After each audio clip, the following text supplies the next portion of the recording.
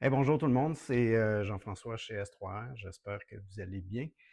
J'ai décidé ce matin de raconter un fait vécu. Dernièrement, on a fait des capsules qui ont, pour de vrai, qui ont eu quand même beaucoup de succès, qui parlaient un peu des trois profils des gestionnaires qui pouvaient causer du tort ou repousser certains dossiers de gestion de matières résiduelles. En fait, c'est trois profils de gestionnaires qui font qu'on peut repousser un paquet d'autres projets, mais dans notre cas, qui nous intéresse ici, c'est la gestion des matières résiduelles. Donc, le but, c'est pas de donner des noms de compagnies, mais c'est vraiment vous donner un exemple concret de ce qu'on a vécu dernièrement. Parce qu'on a un client qu'on avait approché il y a environ 15 à 20 mois de ça. Puis, comme on fait d'habitude, on approche les entreprises en leur expliquant que peut-être que d'autres choix, eux, qui s'offrent en termes de gestion de matières résiduelles. Ils ne sont pas toujours obligés de retourner voir les mêmes fournisseurs, les mêmes prestataires pour demander des prix afin d'essayer de réduire un peu leur coût de disposition. Donc, c'est une entreprise dans le domaine manufacturier, 150 employés environ, une forte croissance. On parle d'agrandissement, d'ouvrir d'autres divisions.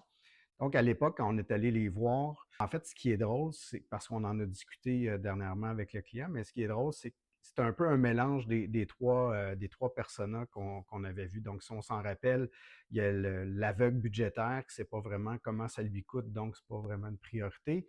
Tu as l'enthousiasme débordé qui dit hey, ce serait peut-être intéressant de le faire, mais en ce moment, avec tout ce qui se passe, la croissance, le taux de roulement, j'ai pas vraiment le temps de m'en occuper. Puis, il y a le sceptique qui se dit que finalement, le sceptique autonome qui se dit, écoute, de toute façon, je pense qu'on pourrait le faire nous-mêmes ou à tout le moins d'en faire une partie, donc de l'optimisation de la gestion des matières résiduelles. Fait que bref, tout ça pour dire que dernièrement, on relance notre contact qui, en passant, s'occupait plus vraiment de cette portion-là. Puis, on a décidé de le relancer. Donc, notre premier constat quand on est arrivé, je dis 15 à 20 mois, là, 1 an et demi, 2 ans, en fait, notre premier constat, ça a été de réaliser que non seulement ça n'avait pas été fait, mais la situation au niveau des gestions des matières résiduelles avait complètement changé. Donc, je parlais de croissance. Dans la dernière année, on a vu ce qui s'est passé avec les tarifs, il y a eu beaucoup de taux de roulement, eux, là-bas aussi, au niveau du personnel.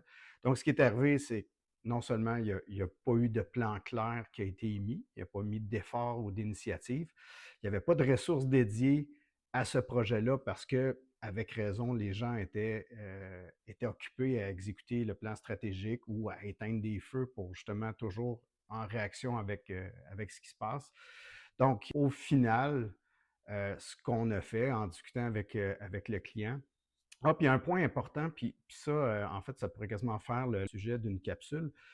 Une des choses aussi qu'on a réalisé, c'est que quand il y a beaucoup de turnover, beaucoup de gens qui changent de rôle ou qui quittent l'entreprise, il y a beaucoup une perte de connaissances aussi qui se crée dans les entreprises. Puis souvent, la gestion des matières résiduelles écope. Fait que souvent, ce qu'on se rend compte là, dans ces cas-là, la personne qui a signé l'entente a quitté, les gens ne sont pas vraiment au courant de l'entente ou même sont des fois incapables de trouver l'entente de service.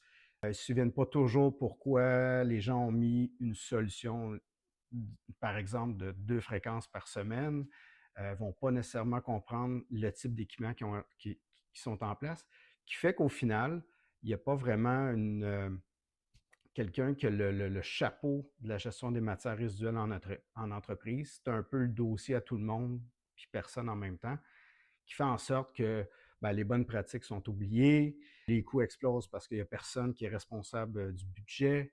Des fois, on a des problèmes de services ou justement, on a des solutions qui ne sont pas adéquates à notre réalité opérationnelle. Fait que je pense que le manque d'expertise ou le taux de roulement en entreprise, c'est un gros facteur là, au niveau de la gestion des matières résiduelles. Ce n'est pas un dossier stratégique, donc il n'y a pas nécessairement un sponsor au niveau du management. Mais c'est quand même un gros poste de dépense. Donc, je ferme la parenthèse par rapport à l'expertise des fois qui n'est pas bien transmise.